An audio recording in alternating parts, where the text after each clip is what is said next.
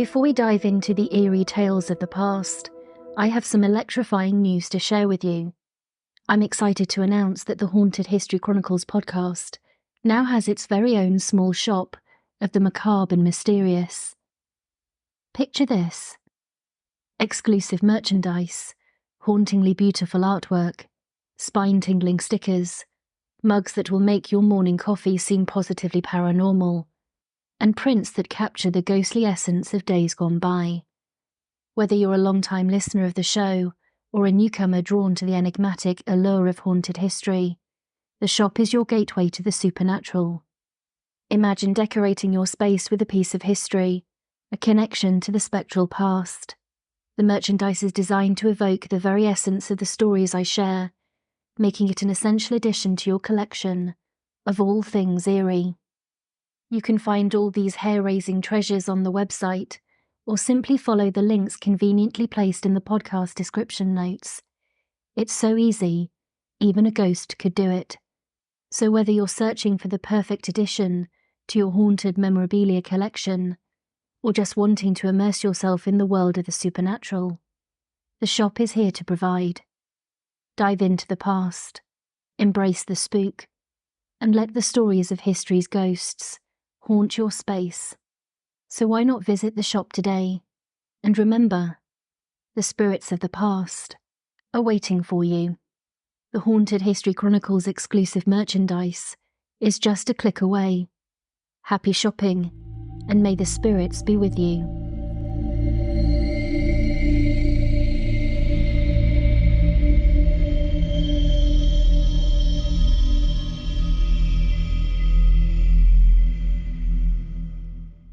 Hi everyone, and welcome back to Haunted History Chronicles. First of all, thank you for taking a listen to this episode. Before we begin, I just want to throw out a few ways you can get involved and help support the show. We have a Patreon page as well as an Amazon link, so hopefully if you're interested in supporting, you can find a way that best suits you. All of the links for those can either be found in the show notes or over on the website. Of course, just continuing to help spread the word of the show on social media, leaving reviews, and sharing with friends and family is also a huge help. So thank you for all that you do. And now, let's get started by introducing today's podcast, or guest.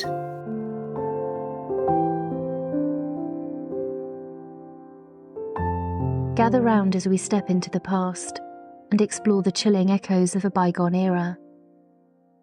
We place absolute confidence in the Titanic. We believe that the boat is unsinkable, proclaimed Philip Franklin, the Vice President of the White Star Line, the proud owners of the ill-fated Titanic. These words, uttered with unwavering certainty, set the stage for a voyage that would go down in history as one of the most tragic and haunting tales of all time.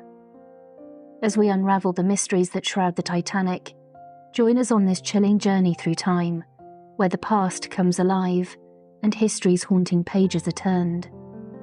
Today we embark on a voyage that takes us back in time to a story that has echoed through the ages.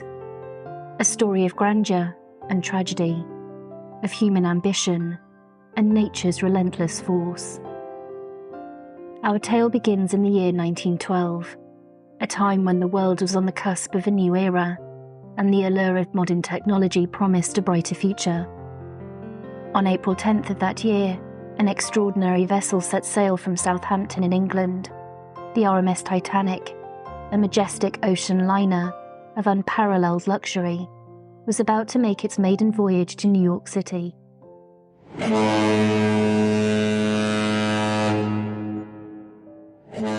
The Titanic was not just a ship. It was a symbol of human achievement and opulence.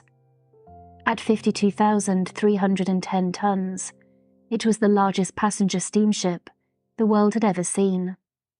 Among its opulent amenities were a gym, plunge pool, Turkish bath, barber's shop, electric lifts, library, restaurant, and cafe, catering to the privileged few who could afford first-class passage. The world had been told that this ship was unsinkable, that advancements in shipbuilding and sheer size made it invincible. but sometimes history has a way of humbling the pride of men. 4 days after setting sail, at 11:40 p.m, on April the 14th, 1912, disaster struck.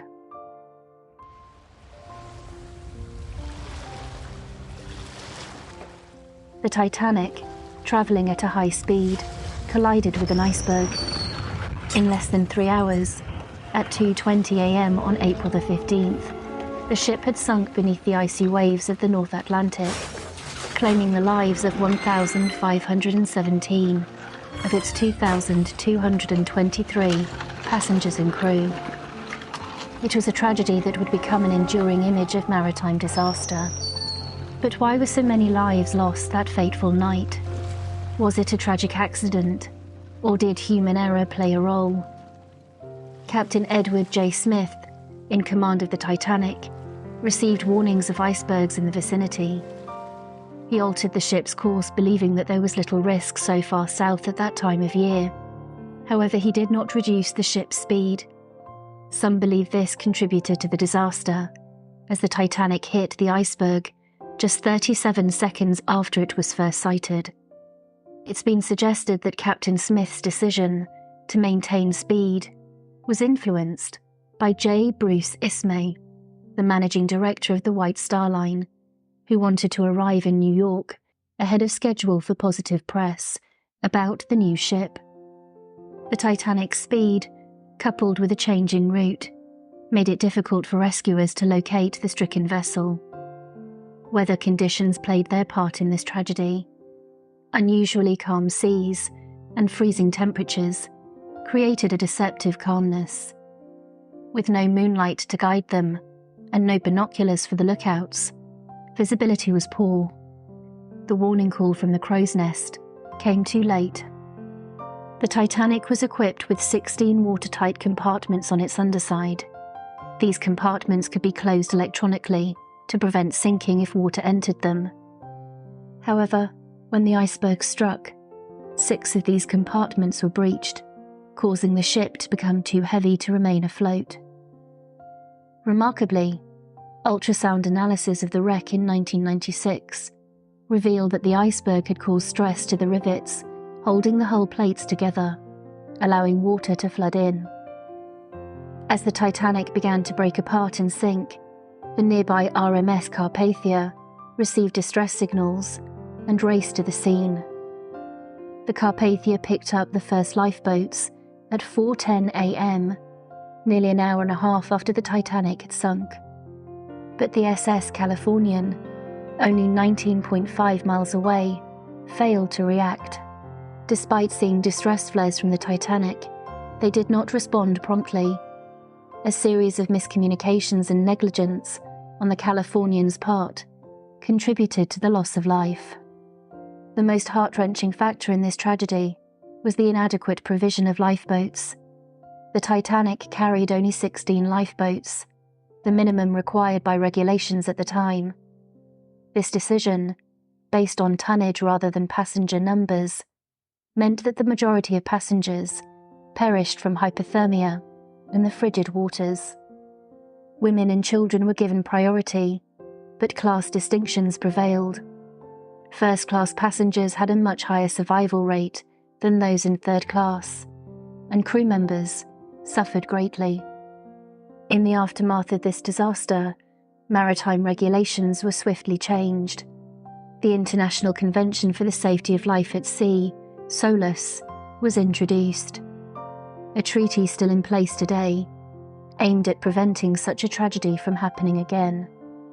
The human impact of the Titanic disaster cannot be understated. Survivors, forever scarred by their experiences, struggle to rebuild their lives. For some, like Colonel Archibald Gracie, the trauma proved insurmountable. Yet amid this tragedy, there were stories of hope and resilience. Heroes emerged, but so did those who faced public vilification. The sinking of the Titanic left an indelible mark on history, a story of opulence and hubris, of human error and the relentless power of nature. It's a tale of lives forever changed, of heroes and villains, and of a ship that now rests at the bottom of the ocean, a haunting reminder of the past. Today I'm joined by a very special guest. Terry Keefe, a retired professor, distinguished author and researcher, has dedicated many years to unravelling mysteries, including the Titanic disaster. His book, Premonitions of the Titanic Disaster, delves deep into the eerie and enigmatic world of psychic foreknowledge. Terry has tirelessly collected and analysed a myriad of premonitions related to the ill-fated voyage of the Titanic. The sheer volume of these premonitions is staggering. Passengers cancelling their tickets out of apprehension, a social reformer who prophesied his own doom in 1911, remote islanders in Fiji who sensed the sinking before news of the collision even reached the Pacific, and a dying girl who saw a big ship sinking in the water on April 14, 1912, even knowing the name of the violinist in Titanic's orchestra. These are just a glimpse of the countless claims of psychic foreknowledge surrounding the Titanic. Within days of the widely publicised disaster in 1912, stories of extraordinary omens and individuals with supernatural premonitions began to circulate.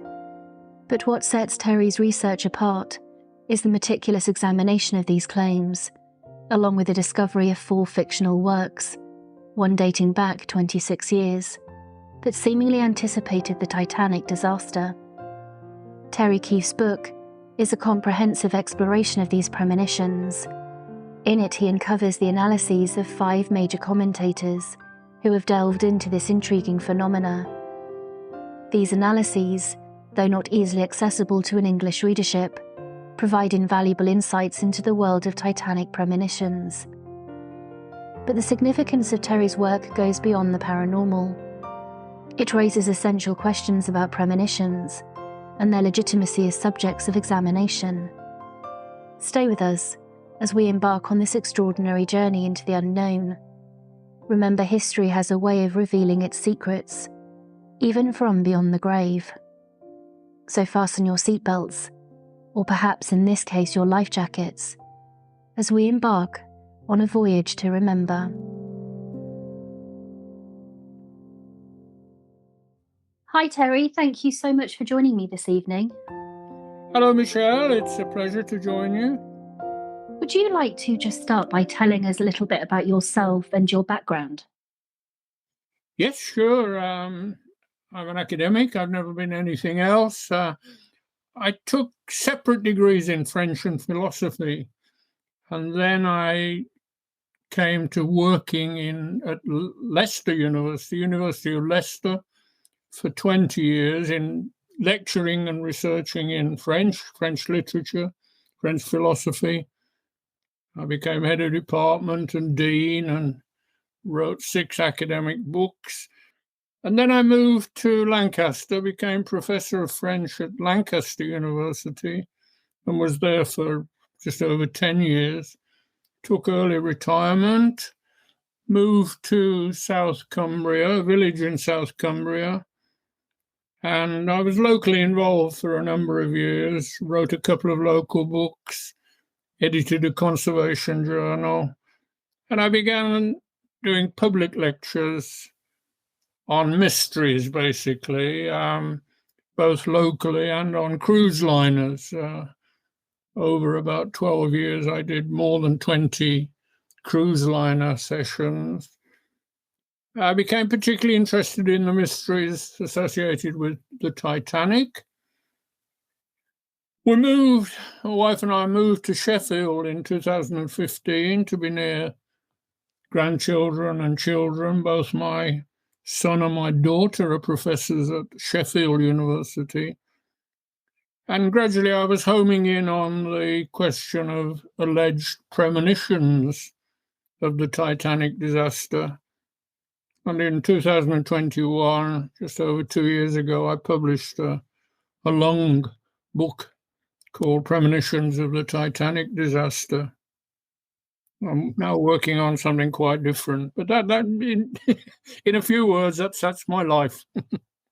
But I think it's interesting that you came to writing this book, Premonitions of the Titanic Disaster, very much from having been exploring mysteries, because it is, I think, part of the reason why so many people are captivated by the story and the tragedy of the Titanic, because people still have questions and Yeah. there are things that they ponder over. But one of the things that I think is particularly fascinating about the angle for which you've explored the account of the disaster is by coming at it from this position of exploring premonitions. And whilst premonitions about the sinking of the Titanic are well known, there isn't a huge wealth of information and books actually collating that information and putting that across for people to really dive into. There hasn't been much discourse actually around those premonitions and the scope and the level and the number of them either.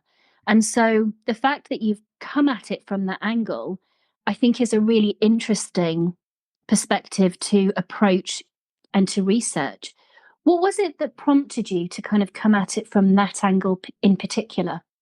Well, I started giving lectures entitled Mysteries of the Titanic, and so much is known for certain about Titanic, but it does leave a number of remaining mysteries. And one area, mysterious area, is the question of premonitions. And it's quite remarkable that there are at least 250 alleged premonitions of the Titanic disaster. A number of people have said that that's the greatest number attached to any single event. I don't know if that's true, but it's a very impressive number in itself. And as I looked at it, I think, like you, I came to the conclusion that what was lacking was a serious examination of the whole matter and setting forward facts for people. But I'll come on to the book bit by bit. But I think the context of the question is quite interesting too. There had been other major disasters like Krakatoa in 1883 and the San Francisco earthquake in 1906. But I don't think those gave rise to any number of premonitions. They're both natural catastrophes. And obviously, there was a strong human element in the Titanic disaster, and a lot of rich, well-known people on Titanic. I think that increased the interest in the whole subject. And also, telegraph, telephone, newspapers were all growing very fast at the time of Titanic, so that news of Titanic got around the world much more quickly than might have been the case earlier. And also, the early 20th century was a period of intense interest in the paranormal in Britain, certainly. Lots of spiritualist journals, and in general, there was intense interest in the whole question of the paranormal. I think in general, there's very, very little on record about premonitions before the disaster, very little that we have in print from before the disaster. But immediately after the disaster, the newspapers in particular started publishing tales of premonitions in great numbers. So that's the general background, I think, to the whole issue. I think you raise some very, very interesting points, and they kind of echo things that I've thought about myself, which is that it was kind of this melting pot of different things that I think really launched the incident and the tragedy of the Titanic all around the world. The fact that, like you mentioned, it involved people from very much from the upper classes, which of course made it very newsworthy. The fact that it involved people from so many different parts of the globe Yeah. I think made it a global event. And like you mentioned, the fact that you've got newspapers and telegraphs and telephones, it went around the world in a way that maybe other things just didn't. And absolutely right. This was kind of at that crucial moment, I think, when spiritualism was very much on the rise and communication with the dead was very much on the rise. And there was very much this searching question about what things come through, communication with the dead, and almost a calling out for people to share and talk about their experiences. And I think when you have a tragedy that sparks the interest the way that this sinking did, the fact that it was a ship that was not supposed to sink and yet it did, you got that interest already. But then when people are asking for these experiences, it creates a talking point. And so I do think it is something that was created, the interest in it was created for so many different reasons that really did elevate it, I think, into something not experienced before and possibly since, to be honest, in terms of the response from the public with regards to premonitions around the event. Yes, there's a whole topic related to premonitions regarding major events. Two catastrophes that are mentioned quite often in connection with Titanic premonitions are the Aberfan disaster in 1966 and then 9/11 in the States. In both of those cases, there were a fair number of claims that people had had premonitions of the disaster. And in both cases, there were a number of those premonitions that were particularly striking, particularly prominent, and probably stick in people's mind when they come across them. Where did you draw your research and materials from? Where were you looking to begin the process of tackling, this project of really understanding and bringing together and collating the premonitions of the Titanic? Where did you begin? Well, that turned out to be fairly straightforward because 5 commentators, major names, have written about premonitions concerning the Titanic, and I decided to limit the book to an examination of the cases that these 5 commentators had brought to light. And that means 201 premonitions overall. I cover all of the premonitions covered by these 5 commentators. The first one is Ian Stevenson, who was a professor of psychiatry at the University of Virginia in the States and became a well-known figure in the spiritualist context. He did work on reincarnation, which was particularly prominent. And there was a lull of interest in Titanic between 1912, immediately after the disaster. A number of books were published by survivors.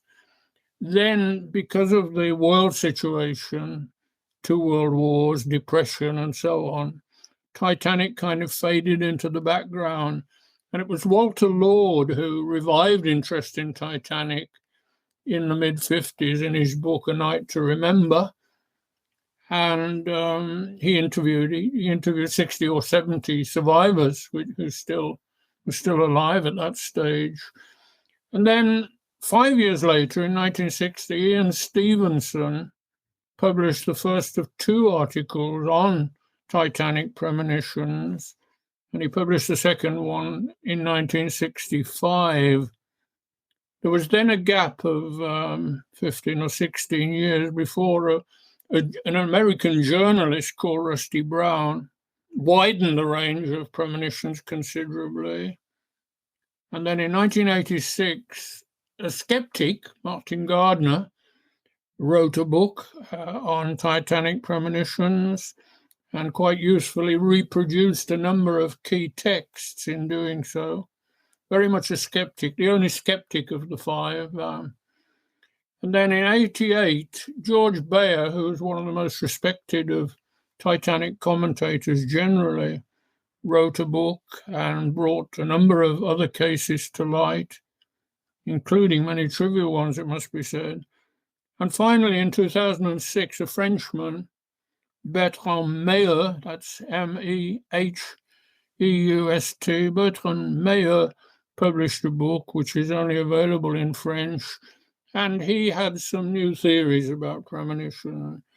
So I decided to limit the scope of my book to an examination of the cases that they brought to light. They're all anecdotal cases. I think it needs to be remembered that there's a whole different side to premonitions, which is, you might call, the experimental side, which also, I think, came into prominence in the 1950s with the American Professor Rhine, J.B. Rhine. A number of you will know something about that name. All the cases I deal with and the 5 commentators deal with are anecdotal. They say very little indeed about experimental investigation of premonitions. There's some theoretical discussion in the book and some analysis of the author's own comments, but I do, in the foreword, I do encourage people who want to focus just on the premonitions, and I give them the page references where the premonitions as such are discussed. So the book is a working tool. I think it has a comprehensive list of all the premonitions and who dealt with them, who talked about them, and who missed them out, and so on. So I think it's very much a tool that people can pick up and dip into and get into the whole question of premonitions. Well, I think it's fascinating, and it's a huge body of work, because what you've done is collate all of the examples, yep, and then you have sectioned them into, categories, so that you can start to see the different types of premonitions that were being experienced, and yes, how they fit into certain roles, certain experiences. And the fact that you've done that by date as well as by category is exactly what you said. It's a really interesting, unique take that makes for a very good working tool to really kind of understand what was happening. Do you want to just explain the process of how you catalogued and created the book in terms of these distinct sections, how you broke those premonitions down? Yes, they break down, it seems to me, into 3 categories. Premonitions in works of literature, and the singular fact about those is that they all incontrovertibly predate the disaster itself. So premonitions in works of literature. Then I think there's a whole cluster of premonitions concerning the death of W.T. Stead. We'll have to come back to Stead. He was a very prominent figure in the Victorian age, very prominent indeed, an editor, a writer, a controversialist, a man of politics. So the whole cluster of premonitions concerning the death of Stead, because Stead died on Titanic. And thirdly and finally, there are what you might call, for want of a better term, general premonitions or other premonitions. That's to say, basically by members of the public, many of whom were on Titanic, or some of whom were on Titanic, and many weren't. So I think as I worked at it, they fell into those 3 categories, and I was able to, as you say, to superimpose the categories on the chronological order. So the way the book proceeds is to deal in the order in which the premonitions were brought to light by the 5 authors, but within those 3 categories. So I think, in a sense, it should be easy to follow the general line of it. And basically that's how it came about, and that's how I worked on it, and that's how it came out in the end. Before we dive into, some of the premonitions themselves and some of the interesting things about them, because there are an awful lot, I think, that people would be very surprised if they picked up your book to realize, actually. One of which I think is just how far these premonitions predated the accident, the sinking itself. I think that will really surprise some people. Before we get into that, do you want to just explain some of the challenges of using and looking at some of these sources? Because it's not an easy thing to do when kind of chasing them down, first of all, to find them, but then to also look at them in terms of their integrity, who that person is, their position, etc. Do you want to just kind of take us through some of those challenges that are unique to what you were trying to do here? Yes, as I say, a lot of my work generally throughout my career has been scrutinizing texts and comparing and contrasting texts. So in that sense, it's text-based. I start with the premonitions that a given author brought to light and say what that author said about a given premonition, but then also I include comments by later commentators, so that in each case you have a survey of what's been said on a given premonition by each of the 5 authors, or however many of them commentated on that particular case. As for the source of them, it has to be said that a lot of them come from newspapers in one way or another, and I think this in itself constitutes a considerable challenge. There are lots of things in newspapers that are every bit as good as things in books, but there's also a lot of rubbish in newspapers, to be honest, and many of the newspapers used are local ones, and in very general terms you have to suppose that the quality of the reporting and writing is a bit lower, at least in local newspapers. So that all the time, not all of them come from newspapers, the great proportion do, and that in itself makes you exercise some caution, I think, when you look at any given case. One of the things that I think is, again, really interesting is when you mentioned just then how you are also giving these different commentators' perspective on these sources as they presented it themselves. And it's really fascinating, like so many other aspects of history or the paranormal, the supernatural, so many different kind of avenues where people have an interest. Nobody can agree. and you see that really strongly in some cases where there isn't a consensus. And again, I think that's part of what makes the premonitions around the Titanic and the tragedy so interesting, because there isn't a consensus. There are different perspectives. And I think that continues the discussion, it continues the discourse, because it isn't clear and cut. And, I think you tie that and you bring that together so well because of the way that you've presented the material, that really highlights just the different perspectives that people have on this particular subject. Yes, I think your earlier point about the length of time before Titanic itself, that when alleged premonitions appeared, is absolutely right. And that takes us to premonitions in works of literature, because one of the really startling cases is a novella published 14 years before the disaster, and containing many apparently very close parallels with the Titanic itself and what happened to it.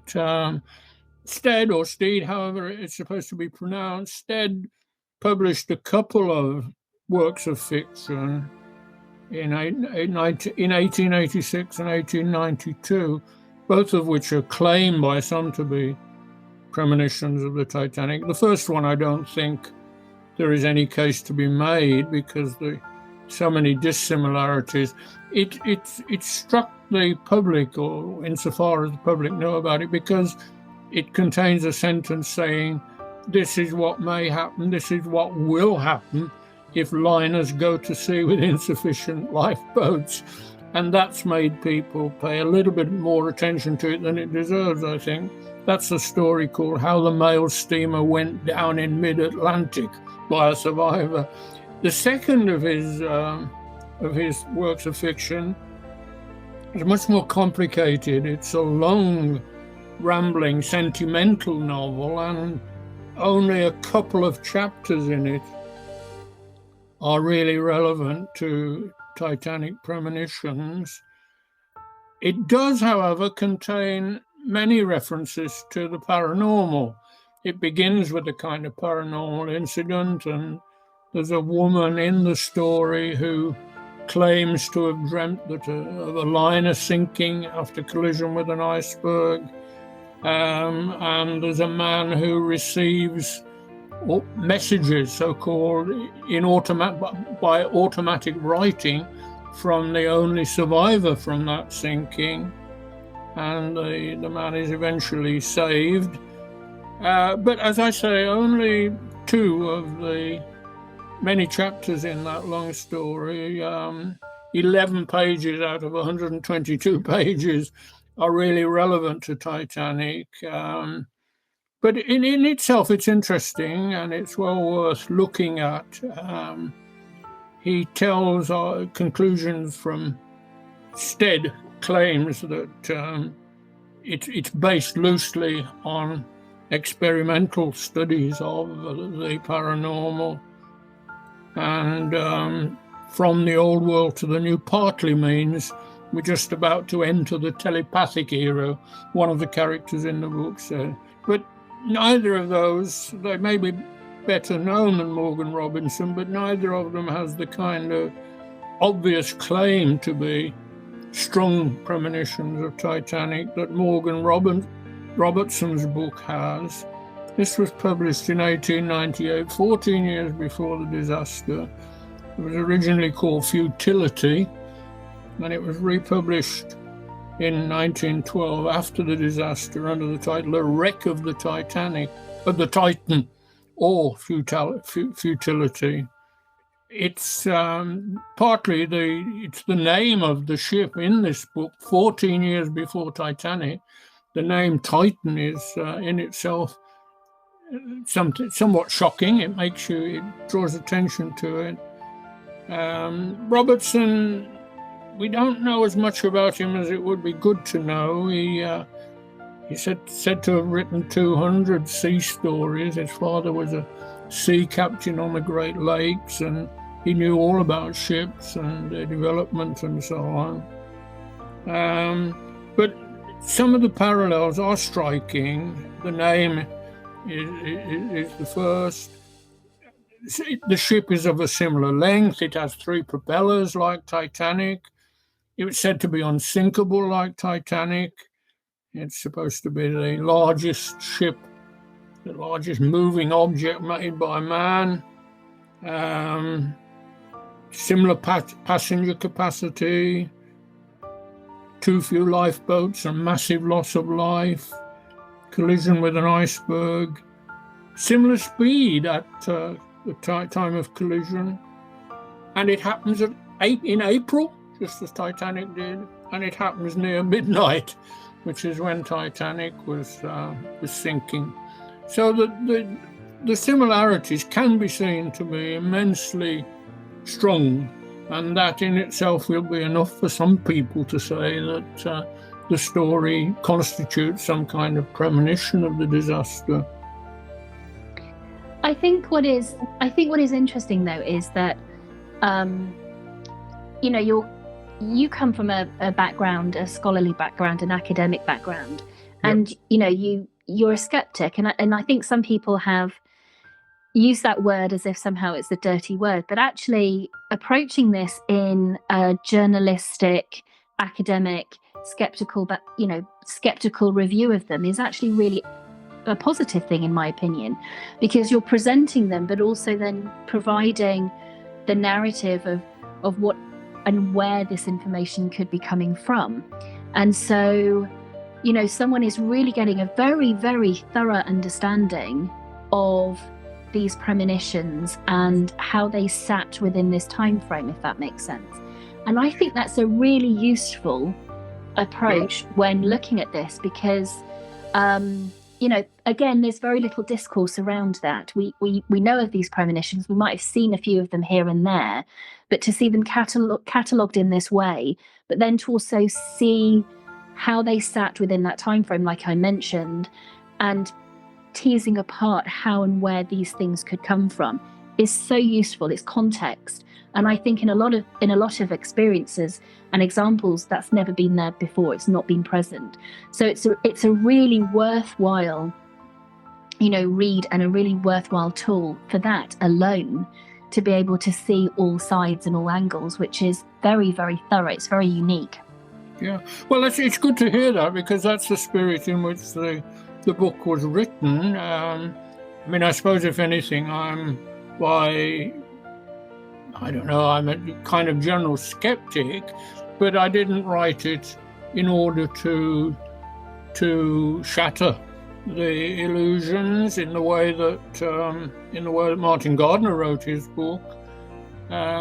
So I've written it as objectively as I've been able to. For instance, in the case of Morgan Robertson's story Futility, there are things that you can say that counter any suggestion that it was a paranormal premonition. I mean, he himself said in a letter that he had no prophetic intention when he wrote the book. And also, there are 2 autobiographical writings by Robertson which post-date the Titanic. Neither of them mentions the Titanic. There's even some kind of uncertainty about the extent to which he himself was a spiritualist, a believer in the psychic. You find different readings of his life and his preoccupation. So I've included that as well. So as you say, there's an attempt to present a balanced view and to allow people to make their own minds up.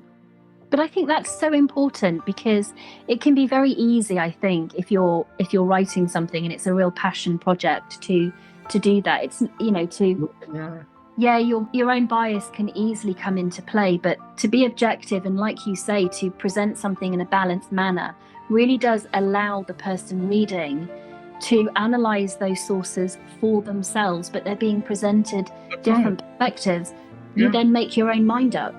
And I think it makes you much more thorough at the end of it, because you can examine these sources and say, well, actually, I think these maybe, no, they are just examples of X, Y, or Z, but these maybe warrant a little bit more scrutiny. People are going to fall on different parts of the equation, really, in terms of what they believe or think about any or all of them. And I think that's the important thing. It makes you, I think it allows people to be more critical when reading and analysing them for themselves, which is, again, a very interesting approach, a very thorough approach to the research and to the book.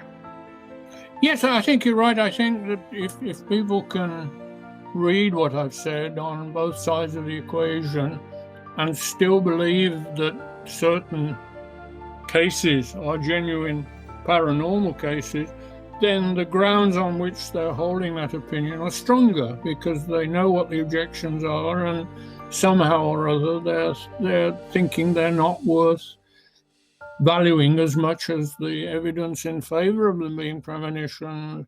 Just to complete the picture on literature, if I may, there's one other work that's certainly least well known, by an author who sometimes calls himself Main Clue Garnett. His real name was Thornton Jenkins Haynes. And again, we don't know as much about his life as it would be nice to know. He wrote a long story called The White Ghost of Disaster.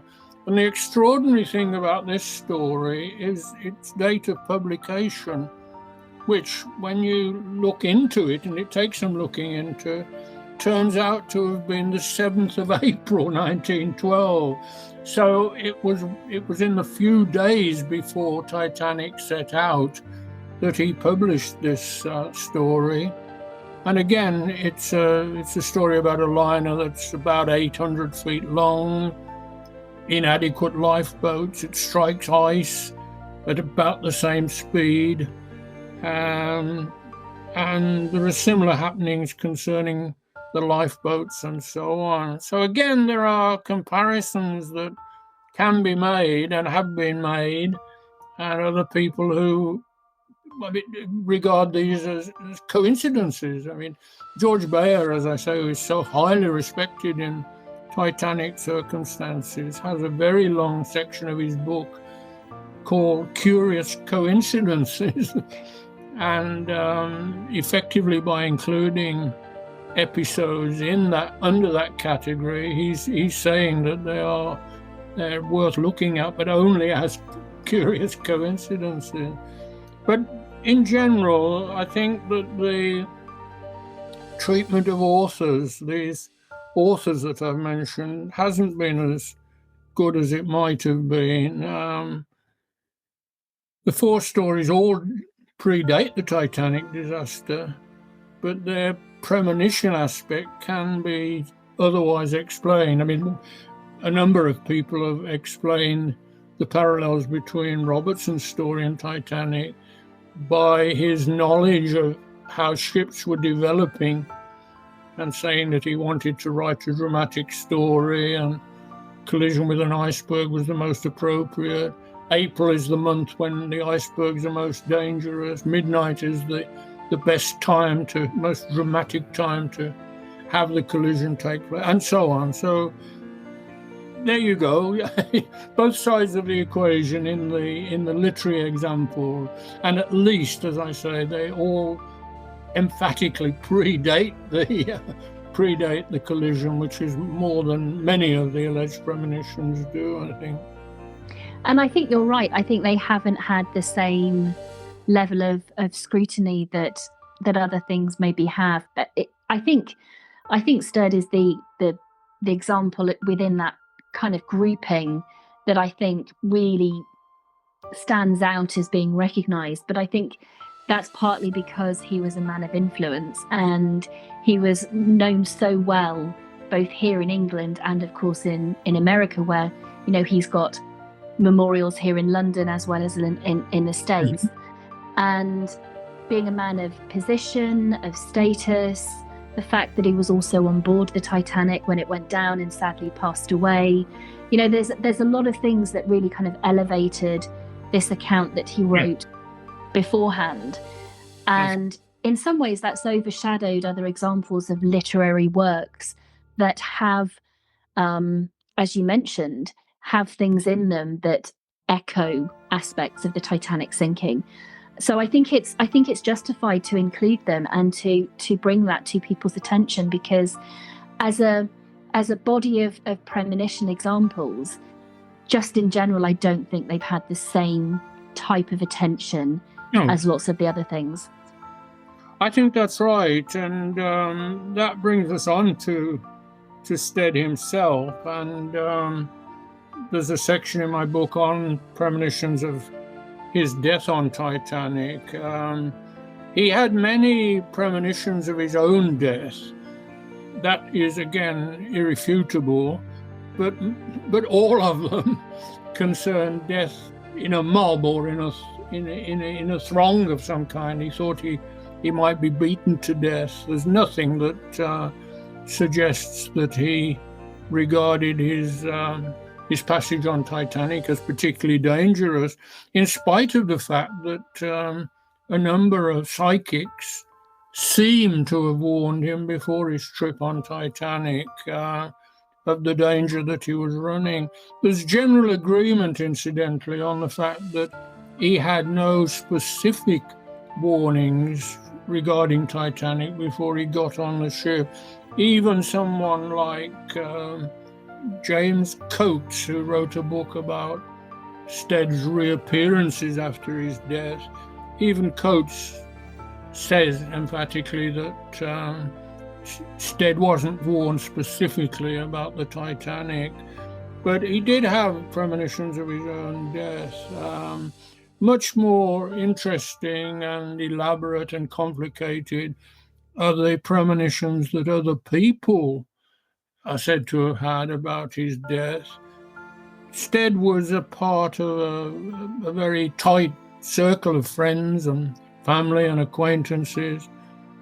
By this stage in his career, he was firmly committed to spiritualist views, and there's some kind of knock-on effect. Some psychics were doubtless influenced by the predictions of others, and so on. Some, incidentally, are widely inaccurate as well.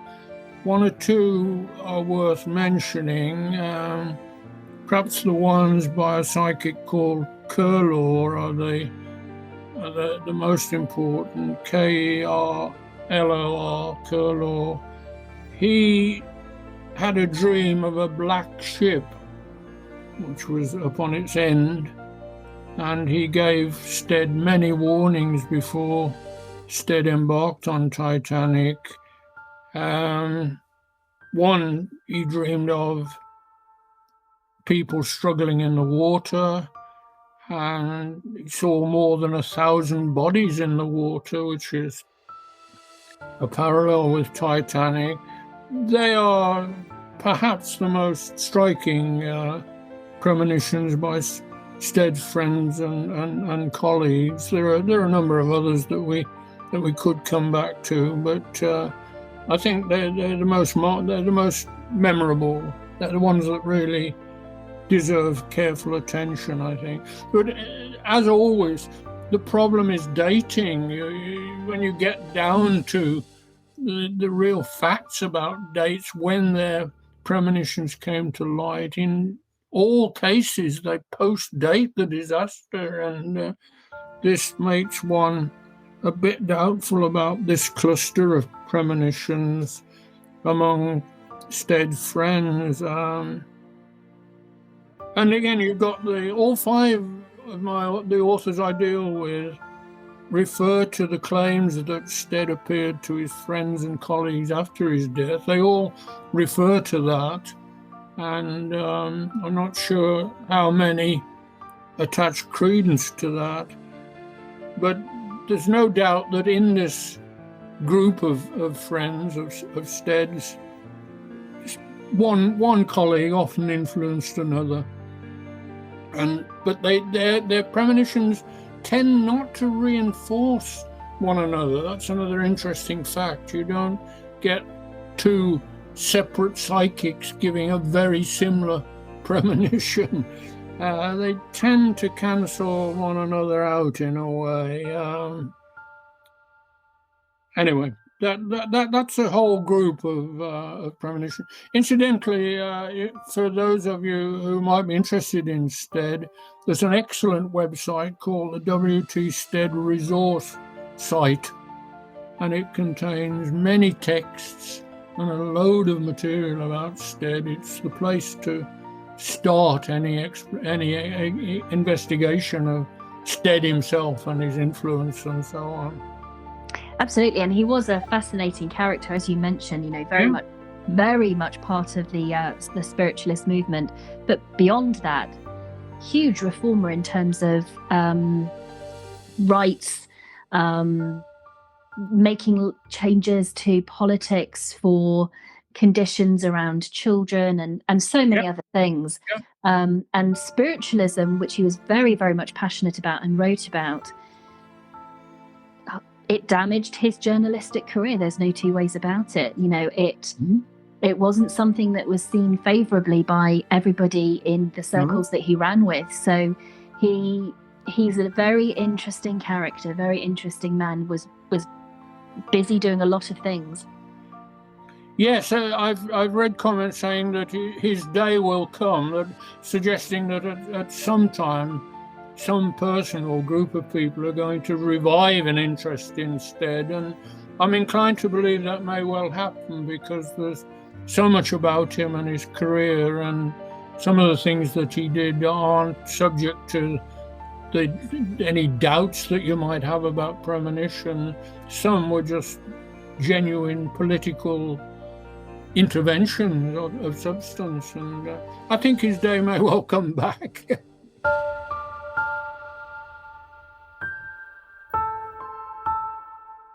To celebrate heading into the spookier season, autumn nights, howling wind and freezing rain, Halloween spookiness in the dark depths of winter, Haunted History Chronicles will be posting daily podcasts on Patreon, on all tiers over there, as well as the usual additional items offered. Signing up now will gain you access to these, as well as all previous archived content.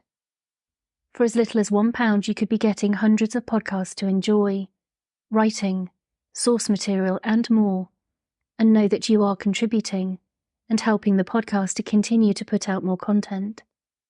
You can find the link in the episode description notes, as well as on the Haunted History Chronicles website or social media. So why not come along to enjoy a rich web of accounts perfect for this season? Dark tales of corpses, ghosts, folklore, Christmas and Halloween macabre traditions and connections, and a whole lot more. And now, let's head back to the podcast.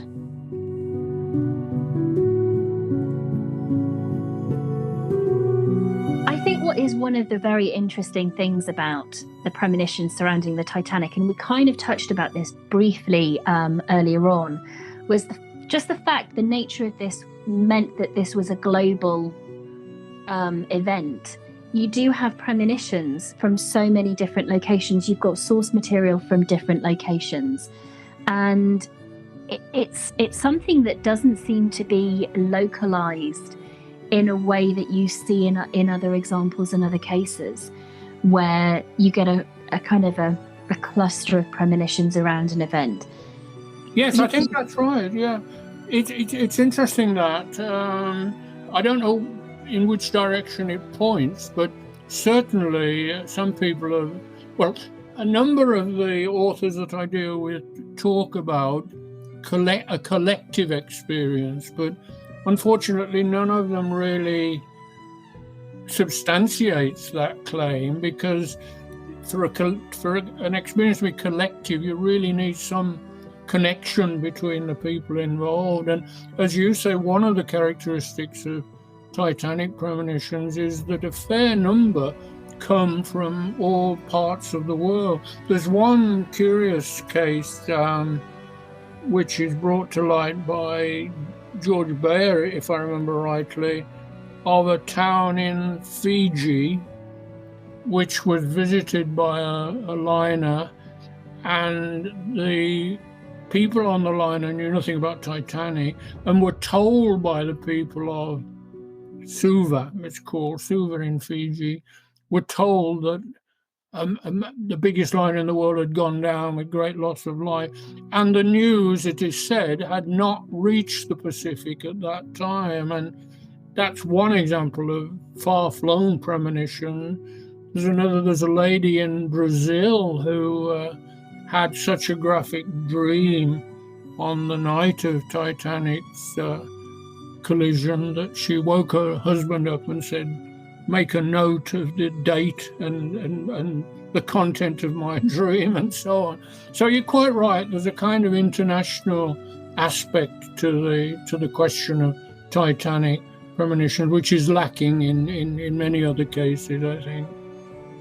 And you mentioned something just then which I think is an interesting aspect, which is the dreaming aspect of premonitions. Yep. Of which you cover in the book, obviously. But it is, you mention a really curious case there of, well, here's an example of somebody who's not connected geographically either, and you've got a recording, of a potential premonition of the Titanic without knowledge of it. And again, it really does, it piques the interest, dream analysis, dream premonitions. It poses lots of very interesting questions. Do we make those connections because we want to afterwards? Are they precognition? It's difficult to know. Again, it's very much personal opinion, I think, where you come at the end of it. But it's an interesting aspect to cover, I think, as part of the analysis of types of premonitions, because it did seem to be something very much that factored into the experiences of people around the tragedy and of the Titanic. Yes, that's right. I mean, when you mention premonition, one of the first things that comes to mind are dreams, and some people claim that most alleged premonitions are dreams. In fact, numerically, I think somewhere in the book I've totted up the numbers, and it's quite right to say that dreams are very important, but they're not the most important form of premonition. A lot come when people are awake and in particular circumstances rather than as dreams. There are also, it has to be said, I think, there are severe difficulties about dealing with dreams as premonitions. Gardner, the skeptic, is very interesting on this. He reminds us how many millions of dreams are dreamt each night, and how many predict things that don't. And suggests that there's a certain probability that one or two of those are going to end up being parallel to things that happen. That's an interesting statistical point, I think, that has to be borne in mind. The other difficulty with dreams, of course, is remembering. I mean, almost as soon as you wake up, a dream starts to disappear, and it's very, very difficult to be absolutely confident when someone tells you they had a dream that was a premonition, that they're recounting exactly what they dreamt. I think they do pose particularly severe problems. I think, but there are many in the book. Yeah. But I think you're right. The accuracy of them is an interesting one, and it is important to be mindful of that, because, like you say, holding on to a dream is very hard. And of course, then when something is getting the kind of global attention that the sinking of the Titanic had, it's very hard not to be influenced by that. That's unconsciously, actually, that unconscious kind of drip feeding of information that you're being given in print or through discussions, through radio, so many different kind of ways into your psyche of the events surrounding the Titanic. And you have this dream about a sinking of a ship, and of course then actual events with your dream could easily become blurred. It's a very difficult thing to navigate, I think, like you said, because of the vagueness in recollecting a dream in its exact detail. And so I do think it's an interesting aspect, like you said.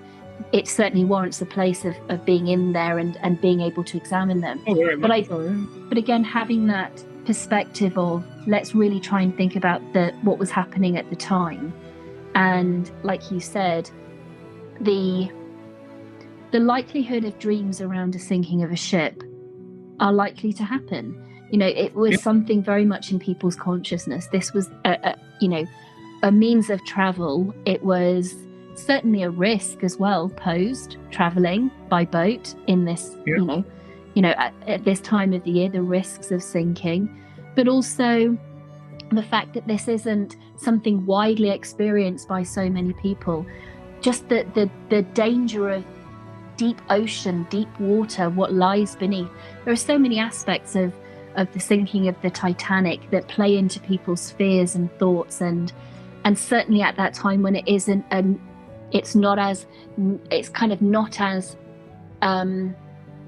it wasn't as widely used as maybe as it is today, or even 50 years ago. And so, yeah, it's very realistic that people would be dreaming about the kinds of disasters like the sinking of the Titanic, in the same way that people today might have very different types of dreams based on more current things. And so the statistical probability of having something that connects with something potentially that happens as a disaster is there. It's certainly there. That's right. Yes, I think that's right. It's full of pitfalls looking at dreams, but at the same time, they have a tremendous force, and a number of the authors I've dealt with attach particular importance to the intensity of some of these premonition experiences. Some would like to regard it, I think, as a necessary condition of a premonition, that it's something that's felt with considerable intensity. And there are a number of cases that I deal with here where people were beside themselves with the vision that they had, and certainly the intensity of dreams can be very, very great, and that's one reason they need to be considered. You mentioned. Go on. I was just going to say, you mentioned that, another big aspect is obviously the waking premonitions, people experiencing something whilst not asleep. And one of the ones that really stood out for me was the woman on the beach. Yes. Which is a fascinating example. Do you want to just elaborate and share that one? Because it hits so many different notes, doesn't it, in terms of a premonition, but also the eerie, supernatural quality to it. But it is a very intriguing example. I mean, it's really quite striking as a premonition example. Yes, this comes out in addition to the 5 books that I considered. There's another book that contains a chapter on Titanic, and the editors of the book, one of whom is George Bayer, another is Michael Goss. So I've included consideration of that. And one of the cases that they bring up in this chapter that hadn't been mentioned by any of the other authors at that stage was the woman Estelle Barnes, who saw a ghost in Portsmouth as Titanic was going by. Her fiancé was on board, and she stood looking at Titanic and became very alarmed and thought that a tragedy was inevitable, and went and told people they had to do something about it, but of course nothing could be done. But yes, it's strangely memorable, that case. I mean, if you asked me why, I think I'd find it very difficult to say, but it is one that sticks in your mind, I think. It's not the only example of someone seeing Titanic go by and allegedly claiming that it would sink, but it's the one that sticks in the mind. And well, I think there seems to be something very powerful in that experience, that real kind of sense of needing something to be done about it. And almost the complete powerlessness of it all as well. Having this experience of being completely unable to do anything, I think again helps to make it very striking. But also the fact that she has had this waking experience of an apparition with a very clear message, and like I said, just completely not being able to then make anyone believe what she had experienced and what she felt was really necessary. It's difficult to say what draws our attention to it, but something does. Another example that I think is particularly memorable comes from Rusty Brown's book. Rusty Brown, a curious figure in a way, she's the least scrupulous in terms of quoting sources and giving detail.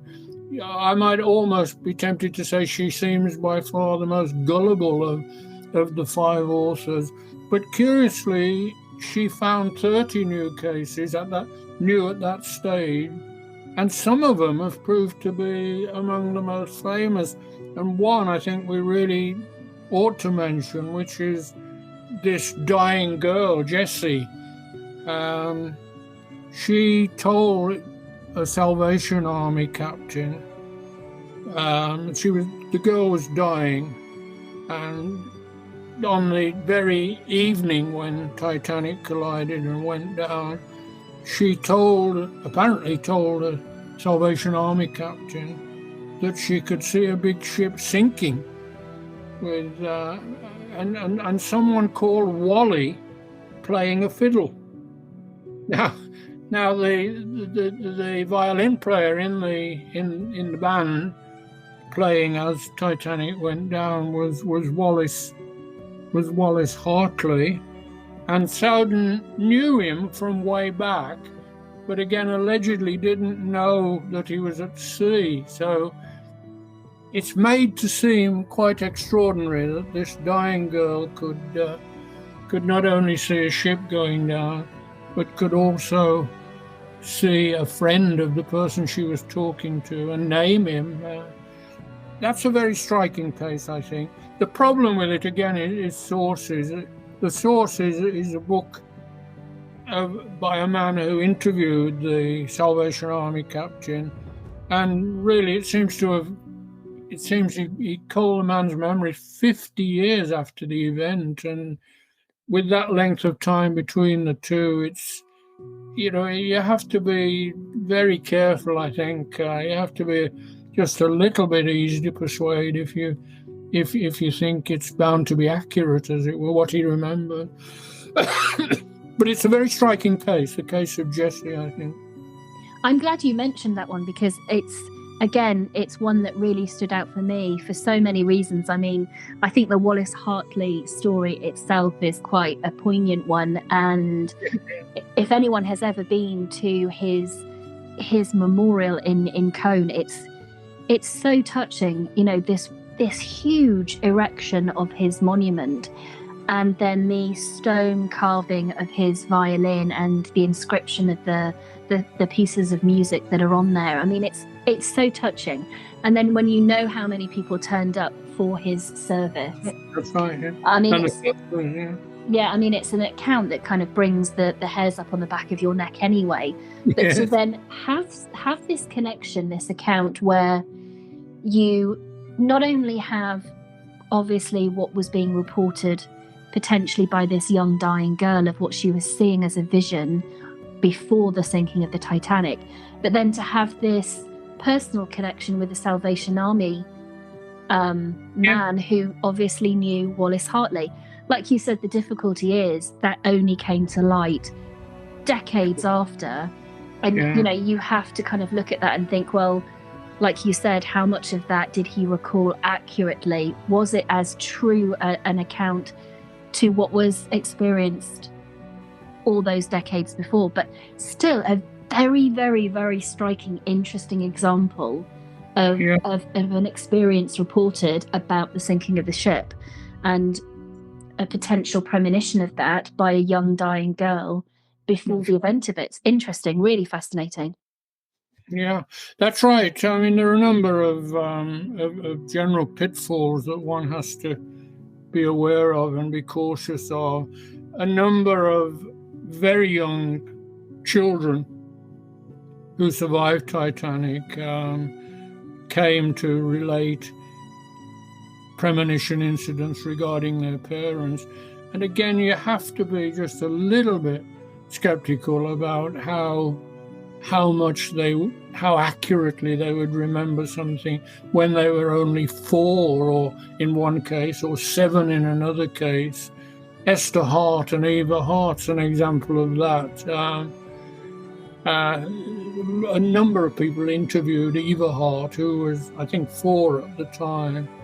And I can't help thinking that the prominence given to her mother's alleged premonitions wouldn't have been anything like as great if people hadn't been able to interview her young daughter.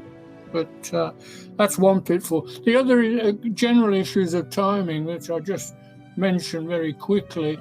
One is a number of people fall into a trap, as it were.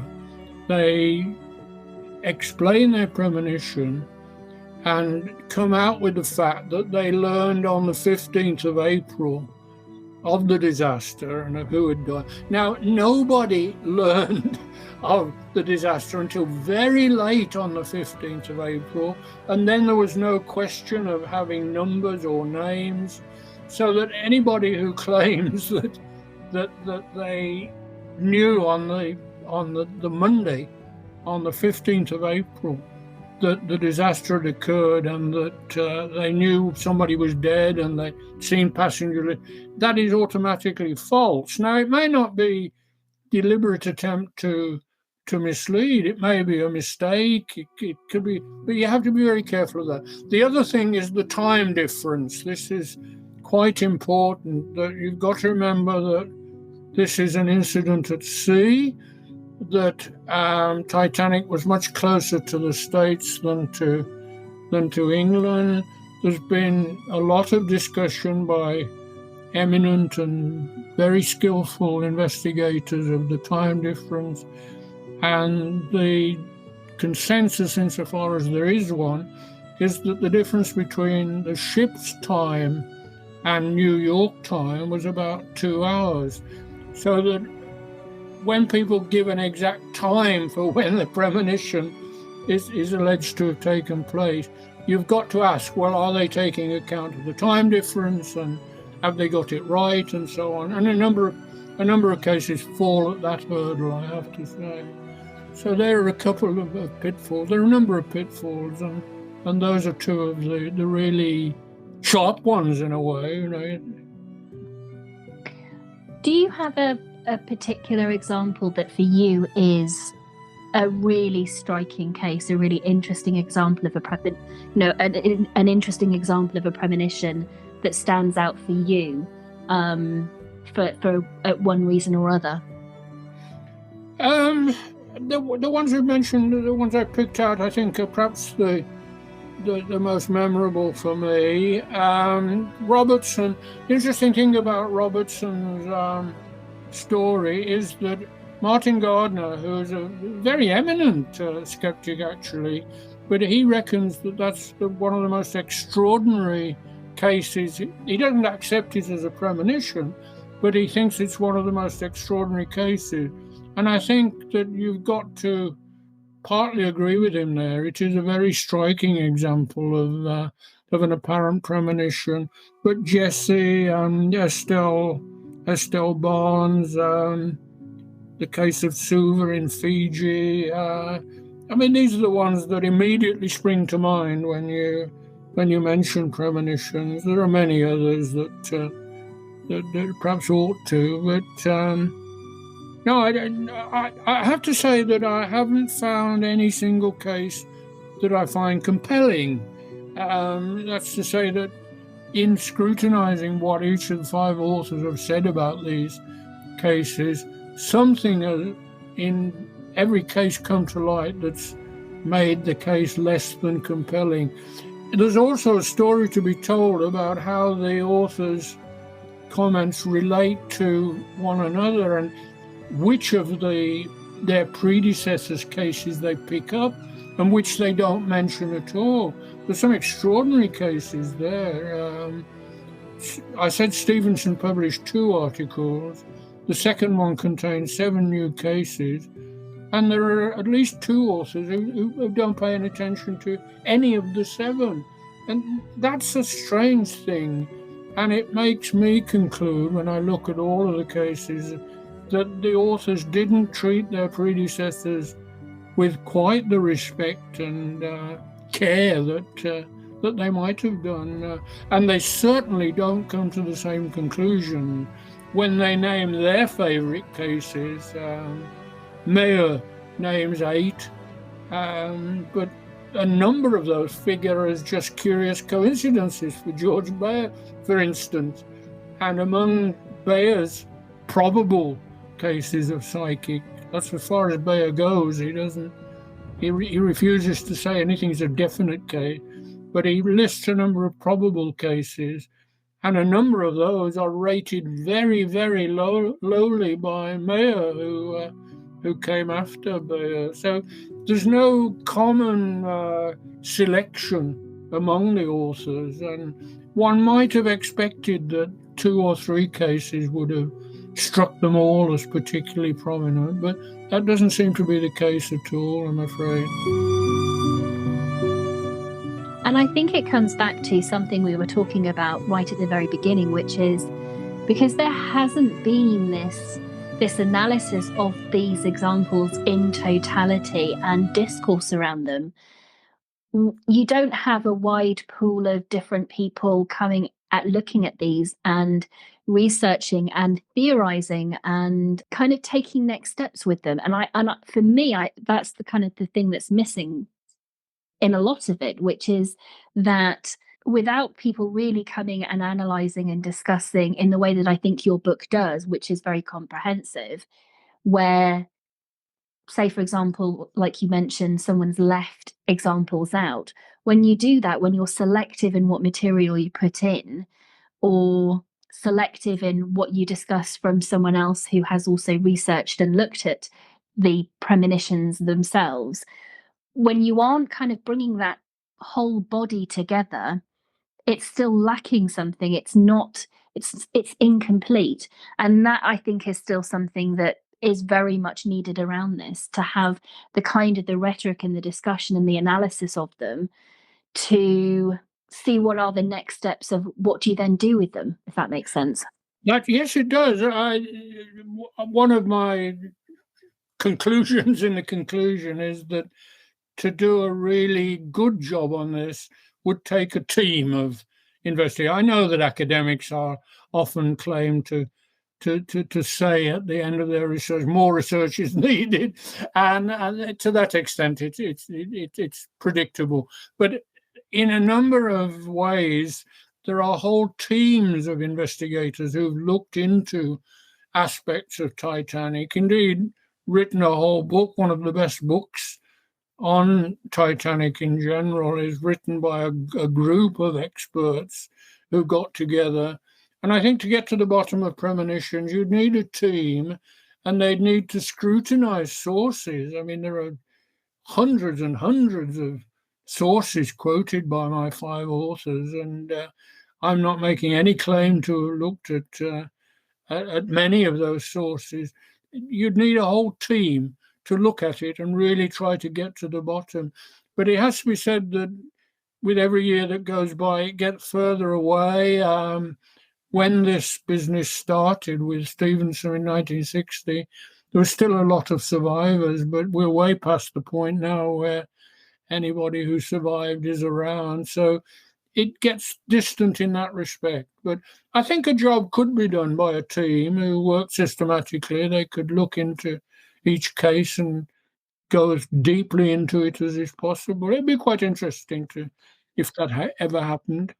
I think it would be fascinating, but equally, I think if you're looking at it from, I mean, there's two different sides to this, I think. You can come at it from the perspective of examining the sources simply for that connection with the Titanic just by itself.